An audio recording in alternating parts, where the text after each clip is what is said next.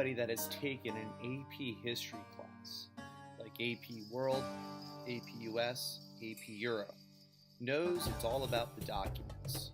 Sometimes your teachers have riddled you with documents in the form of DBQs, somehow infusing them in their lectures, or making you read and annotate, read and annotate, read and annotate. And that is because that is the job of a historian, is to think about documents and to use them to help drive an essay or to drive a point you're trying to make. It's kind of using evidence like you would in a court of law. Evidence is needed to prove a point. In the AP Histories, they have come up with 4 ways of analyzing documents.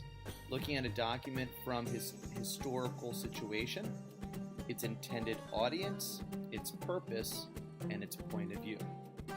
In an AP History DBQ, you need to HIP, as we call it, HIPP, any 3 different documents using any one of the 4 HIPP skills. So what we're going to do in this little mini video is kind of go over each of the HIPP, the HIPs. Your teachers might call it happy or hippo. I'm going to be using the term HIP. So what I'll be doing to drive my video here is I'm going to be using actual documents used from the Pep Rally DBQ. Maybe you've seen it before.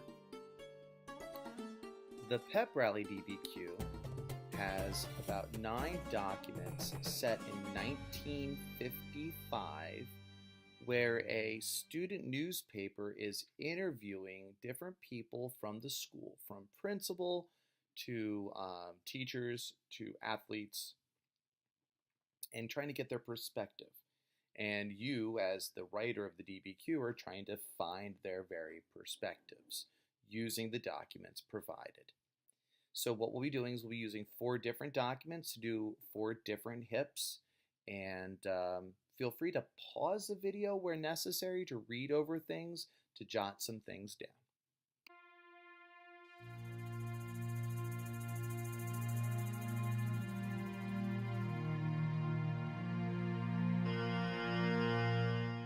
Historical situation is elaborating on a specific document, taking into consideration the context it was set and how that affects a document.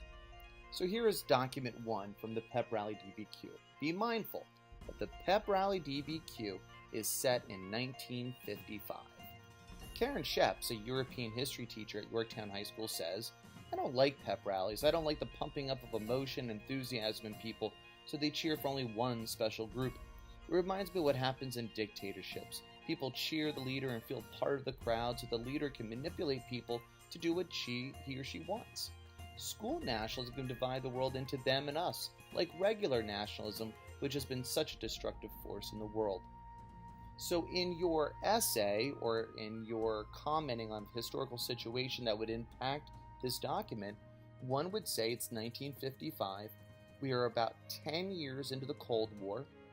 United States versus the Soviet Union, capitalism versus communism, democracy versus dictatorship. We are only 10 years after the end of World War II, where we saw the rise of nationalism in Japan, Italy, the Soviet Union, and of course in Germany.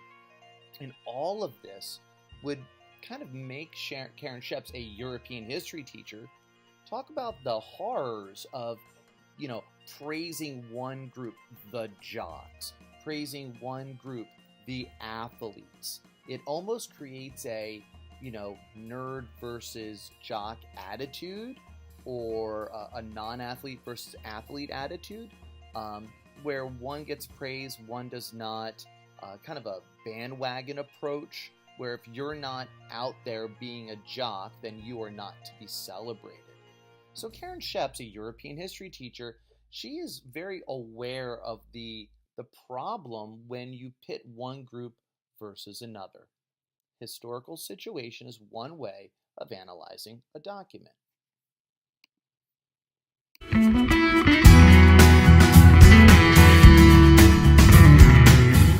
Another way to analyze a document is the intended audience. Intended audience is elaborating a specific document, taking into consideration the audience for it was meant and how that affects the document. So this is 1955. Donnie Ortiz is a principal at Yorktown High, and he says, first, pep rallies provide an opportunity to bring an entire school together. So at one venue, this opportunity gives teachers and students the chance to see other students and teachers they may not see otherwise. Second, it presents the ideal time to convey to others activities to which students participate. Third, it provides to everyone a form of entertainment when done correctly, related to diversity and personalities, talents, and perspectives of each other. Who is he speaking to? Well, he's being interviewed. So that goes to say, obviously, he's speaking to an interviewer. It's a student paper that was interviewing him. That means he's speaking to students who read the student newspaper. But who is the real audience? Well, he's the principal of Yorktown High. He knows that the community, the parents, the other teachers, the superintendent, and of course the school board, whoever runs your school, is also watching. So notice he's very, he's using words like diversity. He's talking about an opportunity. He's talking about bringing people together. And he's not trying to make this event look like it's pitting one group versus another, kind of like how Karen Shep sees it. He sees it as it's bringing us all together to share in what we do together and what makes some of us special and unique at the same time. To me, he is very politically correct, especially in the diversity in personalities, talents, and perspectives. I think that phrase alone was said clearly. So he isn't just celebrating jocks, he's celebrating students. Intended audience might be one of the most commonly done ones in a DBQ if you can tell who the audience is. But you can never in a DBQ say the intended audience is everyone. Even if Gandhi and Dr. King were speaking to everyone, you have to break it down a little deeper.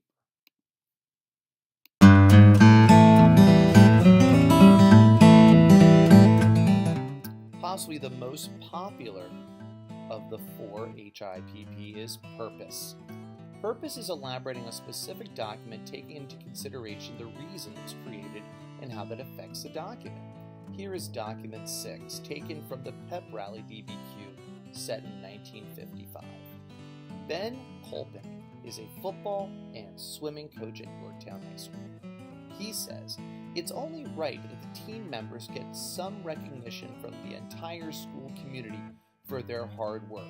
The majority of the school does not come out to our games. We should get some applause at school. So let's take a look. Purpose. The purpose of this document is to promote pep rallies, to help celebrate players, athletes in a variety of activities. Very simple. Now, where is it impacted? Well, Ben Colpin is a football and swimming coach. He also gets recognized as a swimming coach. Not many people come to swim meets, though they do come to football games. And this is a great opportunity to get his players as a swim coach to be celebrated when they're not usually celebrated at swim meets. Even deep into the playoffs, nobody really goes to swim meets, at least that I've ever seen. So there is a purpose here, and it's to celebrate his players. He owns some of those players. To him, it's a lot more meaningful than if you were Karen Sheps and you're an European history teacher. You don't get anything out of that. You didn't coach the football or swimming swimmers.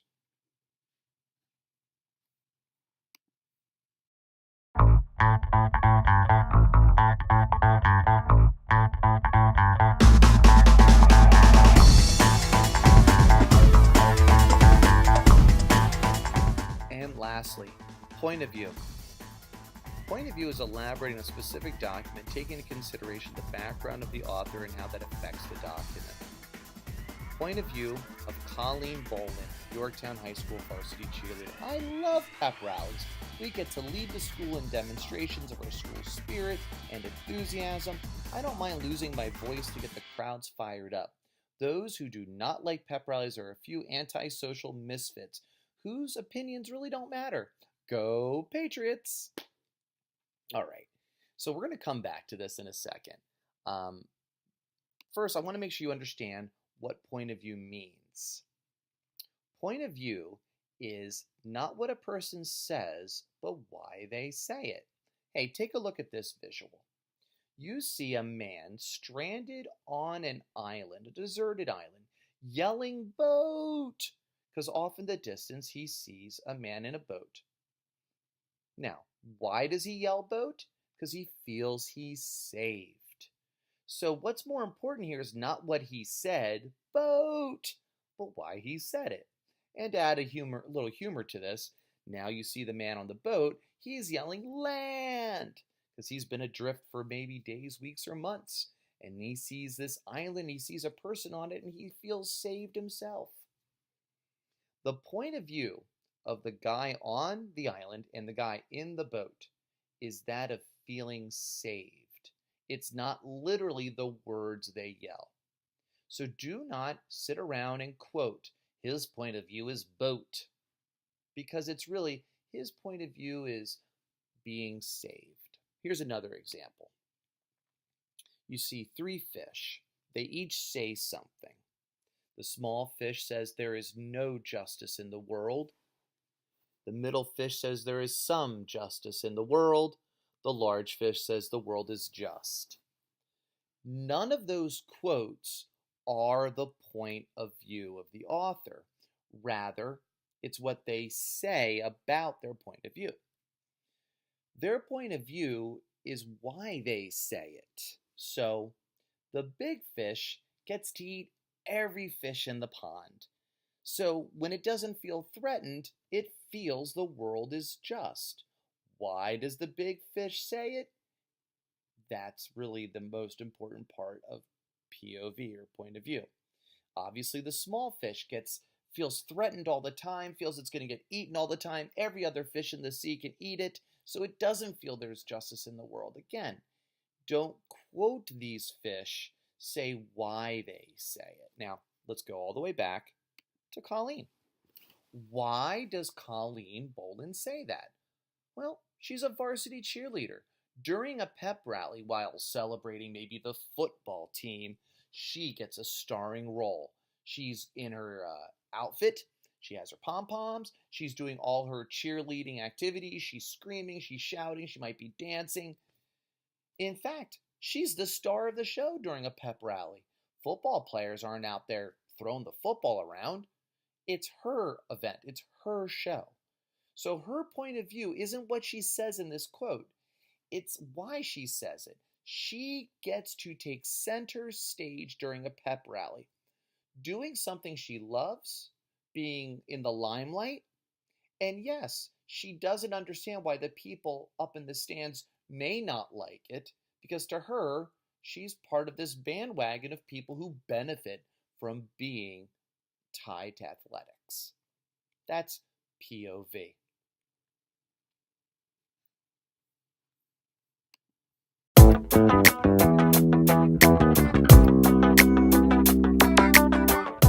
Now we've done H, I, P, and P. I can't impress upon you that in a DBQ, you need to find 3 different documents.